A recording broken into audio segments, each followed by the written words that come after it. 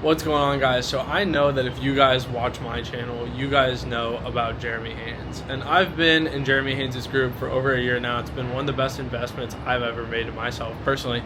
But a few weeks ago, I was able to speak at his mastermind with one of my clients who we had just hit $1 million month in that business. And we did a little talk going over everything that we did to get to $1 million a month. And obviously I don't want to share the whole talk because I want to gatekeep some of that for the mastermind guys, but I want to share a few snippets from that talk because I think no matter where you're at, whether it's 100K a month or 500K a month, looking to get to $1 million a month or even beyond, I think that this talk will be very beneficial for you guys. So I hope you guys enjoy it. Okay, I just had to point that out to Mason, but I'll get into the lessons and takeaways from 5Xing our info business in 6 months and hitting $1 million a month. So the prerequisite to all of this is just committing to going big. Obviously, Jeremy talks about this all the time, but the way that I think about it is like we all have the same 24 hours in a day. And like when I talk to Jeremy, I have no idea how he like possibly manages what he's doing every day because he probably has like twice as many clients as me, twice as big as me, runs this entire group, has a fiance, has a bunch of dogs. And that's like just one thing that always kind of just gets me to think in terms of like higher leverage and just that like, even though all this might sound overwhelming on paper, it's really not that hard. Second thing to mention is that going bigger and shooting for like $1 million months doesn't even really require more work or more effort. It's just playing a different game. It's just different inputs. So it's like instead of just putting all of your eggs in the organic basket and just hoping and praying that everything goes the right way, you buy back a lot of control. And obviously like the stakes are a little higher because you have money coming on the card every day, but it's not necessarily harder. It's just different inputs. And then like everyone can just raise your hands. Like, do you guys think that your business is one of the biggest parts of your whole life in terms of like daily attention, mental bandwidth, et cetera? So yeah, it's like basically all of us. And the thing that just never really sat right with me is like, I don't want to put 10 hours a day of working hours and probably like 16 hours a day of like mental bandwidth into something that I know I'm half-assing. So that's just kind of like the prerequisite because I know that for a lot of people, whether you're stuck at 200K or 500K or whatever, it might seem daunting to hit that next level, but it's like, why not? Like if you're already putting all this time and effort into it, you might as well just like squeeze it for all it's got. Okay, so basically, Jeremy talks about this a lot, how paid ads are just sophisticated gambling. It's obviously, there's risk involved, et cetera. And at the end of the day, like if you want to take gambling for what it is, gamblers end up in one of two positions. Either they end up homeless or they end up making buku bucks. And basically, the point I'm trying to make is that there is risk involved with this. And with that being said, you can't just like half-ass it and expect to get good results. Like gamblers know, like the gambler who walks up to a blackjack table and throws $50 a hand until he loses $500, that's how casinos stay in business. The only people who actually win in gambling are the people who really commit, actually like see it through and have the proper strategy, honestly, even if you're shooting sheep out of a cannon, like there is a strategy to it. So basically my point being is if you were like a complete square, like square is like a gambling term, but essentially if you were just like the average person who wasn't in this group, never did anything that Jeremy talks about or anything that anyone in this group talks about, like your numbers wouldn't be pretty. And this is why the majority of people don't have success with paid ads is because like it's not the easiest thing in the world to get to work anymore. So you have to understand that like this is where the average person falls. And like obviously you could argue that these numbers would be a little different, but either way, like the average person who just tries to crack cold traffic on their own, like slowly but surely they end up losing money and then they just become homeless at some point, I guess. So essentially the way that I frame all of these like little inputs is that like from what we've done over the past 6 months, there was never like one silver bullet. It's like, oh, we changed this one thing and immediately we just went up and to the right. It's all just like marginal gains. Like it was just like 50 good decisions, 10 bad decisions. The good decisions outweighed the bad ones and you just make marginal gains. So the way that I see it is like you understand that you're gambling and the way to kind of rig the deck in your favor is to find these successful actions and just compound them on top of each other. And after enough times of adding up 3%, 7%, 4%, you get to the point where your business is in a much different place. So this is like your edge on the square. It's like all of the people who just try to like do ads, put $5,000 up, like 5 creatives up, and then quit and say it doesn't work. Like it's because they're not looking for these marginal gains. So then slowly but surely, you take all of your marginal gains and you break past homelessness and you get to the point where you reach where you're making buku bucks. Okay, so the point being is it's not gonna be easy, otherwise everyone would be capable of doing it, as cliche as it sounds. Next thing, like I said, marginal inputs and improvements compound to go a long way. And the biggest thing that I found is having like macro patience. So it's like understanding that this probably isn't gonna work day one, month one, even like quarter one, but micro aggressiveness in terms of like being relentless of making the changes that need to be made, kind of like just stacking the odds in your favor, et cetera, is how you get there. And like I said, there's a reason why most people can't scale with paid traffic, especially without Jeremy. Like you have all the advantages of being in this group. Imagine if you were just trying to do it on your own. So over a 6-month span, we pivoted the entire offer from like freelance copywriting to AI copywriting. we went from majority organic traffic to majority paid. We made drastic changes on the sales team. We tested through a handful of different funnels and conversion mechanisms. We tested through hundreds, if not like almost 1,000 ads at this point over 6 months, and 5x the business. So the point I'm trying to make is it wasn't like a cakewalk. Like it definitely wasn't like Mason had been sitting on some massive audience and we just liquidated it all at once. Like we went through the trenches. So if I were to boil it down to 5 pillars at a high level, like if you mess up any one of these 5 things, you probably don't have a good chance of reaching $1 million months. So the first thing is just traffic. Can you generate enough high intent traffic at a low enough cost? Pretty self-explanatory. Next thing, is your offer and niche attractive enough, and ideally writing a tailwind? So I'll talk about what I mean by writing a tailwind, but obviously making that pivot from freelance copywriting, which is something that Mason had been selling for like 2 or 3 years, to AI copywriting now intrigues a bunch of people in terms of they understand what's gonna happen with AI, they're scared of AI, here's how you can use it to make income. Sorry, I should add there. A lot of people think that's kind of like a cheap sort of like bait and switch, where it's like, oh, you just switch the offer. Like you're just like, you put AI in front of it. Like it's not a completely different offer. It's literally just an easier and better way to get the same result. So it's not like we're just like, oh, you put AI in and now it's sexy. No, it actually makes more sense as a business. Like it makes way more sense to run. Yeah, exactly. So then beyond the offer, you have your infrastructure. So like if you're running a call funnel, I would consider the infrastructure everything from the landing page all the way to the closer being on the call. So is everything within that funnel optimized, financially modeled, and built for scale? So financial modeling is something that, like, for example, we know because we have like a $5,000 offer, we don't have the benefit of having like a 20K PIF, so we have a lot more marginal game to play. So we really have to like have everything airtight to make it work in terms of like maintaining healthy margins. The next thing is sales team. So can your sales team consistently meet, if not exceed, KPIs? And then fulfillment. Are you able to not only fulfill, but also tack on LTV after someone purchases once? So like if your fulfillment's falling apart, or if any one of these things are falling apart respectively, you probably don't have a good chance of getting to $1 million months. So principle number 1 is just being input focused. So like obviously sitting here like telling you, oh, this is how you achieve X goal. You're all thinking in terms of outcomes, but the way that you get there is only through inputs. So I would say that like business, and especially when it's through ads, can be volatile. And obviously my card isn't the one getting the ad spend, so it's a lot easier for me to be level-headed. But basically, whether we're doing 70K a day or 7K a day, I'm always just focused on what's the next step to move the ball down the field and not getting like too high when things are going good or too low when things are going bad.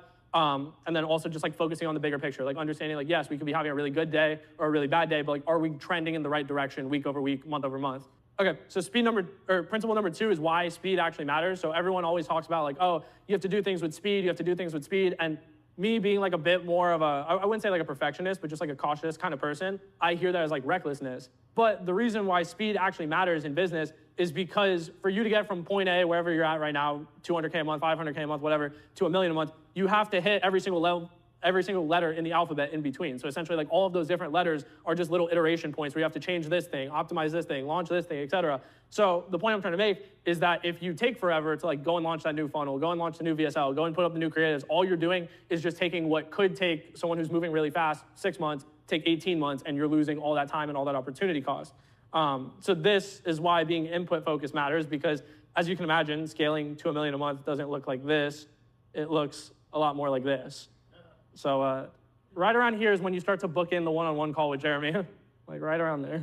This is the thing about iteration cycle. So essentially you can see this visually, but it's like, if you can get through this entire iteration cycle in 6 months instead of 18, there's always gonna be more problems after this. So it's like the quicker you move through the problems that are on the table right now, the quicker you get to the next problems and you get to scale further.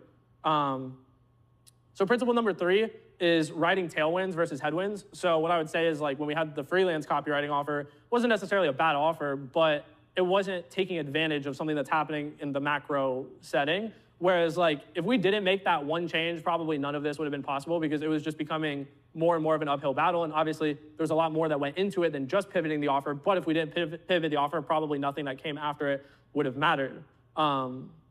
So principle number 4 is just like what Jeremy talks about, like tweaker mode. So I want to give Mason a lot of credit just because obviously I have a lot of agency clients, so my head is in a bunch of different places at the same time. But for us, we found that the best dynamic is like where the offer owner is hyper aware of what's going on within the business. So like to the point where it's like, hey, we're having a bunch of no-shows today. Like I've worked with a lot of people where like they completely check out, like cost per call is like soaring, lead quality is going bad, and obviously I'm on top of it, but I shouldn't have to care about it more than the business owner, if that makes sense. Or I shouldn't be the first one to spot it instead of the business owner. So being hyper aware of everything that's happening and just really being on top of the pulse of the business on a daily basis and quick to spot when trajectory is changing. That's how you really like get to the point where you're coming from a proactive place instead of reactive. I'll say too, we make a really funny partnership because I'm frantic as fuck.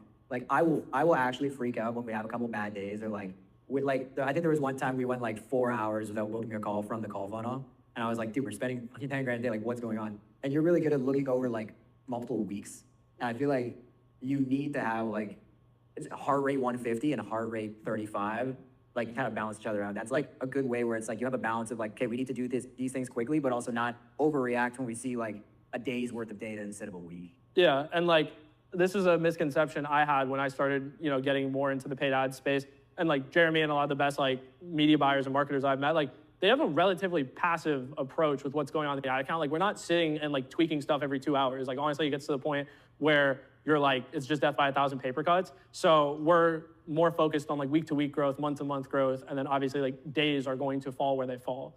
So the next thing is outlier campaigns. So this kind of goes back to the entire like iteration cycle thing. But essentially we've found that like 8 or 9 out of 10 campaigns that we launch perform marginally the same, and then like 1 or 2 out of 10 crush, like Jeremy calls them majority hooks. So essentially like we just want to get out 10 batches of ads every month or every 6 weeks instead of every 2 or 3 months, because it speeds up that cycle of us finding the outlier campaigns. So that way we're not testing a batch every 2 weeks and we're putting all of our eggs in less baskets. So when it comes to just this overall principle, what I would say is that like 8 or 9 out of 10 campaigns are going to perform marginally the same. So it's in your best interest to kind of dial in all of the infrastructure, whether that's sales team or just everything within the funnel, to make sure that the 8 or 9 campaigns are as profitable as possible. And then also, like I just said, testing ads as frequently as humanly possible so you find the outlier campaigns monthly instead of quarterly, for example. Principle number 6 is team culture. So like our team, like me and Mason are the oldest too on the whole team. Right? I would say the biggest levers or the biggest things to kind of optimize for, like tight communication loops, just because everyone on our team is very comfortable with one another. So it's like we're never like hesitant to like bring something up if we feel like something's going wrong, or it just keeps communication really tight. And then the second thing is obviously just having like a competitive spirit. So principle number 7 is this is probably like the like white rabbit of everything, is just like messaging. Bro, yes. Okay, wait, real quick. And by the way, this isn't much longer. I know you guys are getting antsy.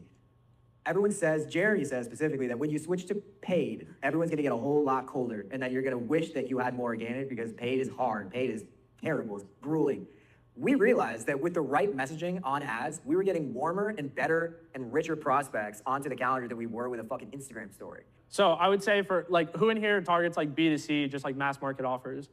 Like you're selling to people who make ballpark 100K a year, give or take. So what I would say is like, it's a very fine line. And this is probably one of the biggest like Achilles heels that's not infrastructure related. So like obviously there's certain metrics that are like, oh, like show rate, close rate, cost per call, whatever. But what I would say is like one of the more intangible things that people, and like we've had trouble in the past really nailing down, is the messaging.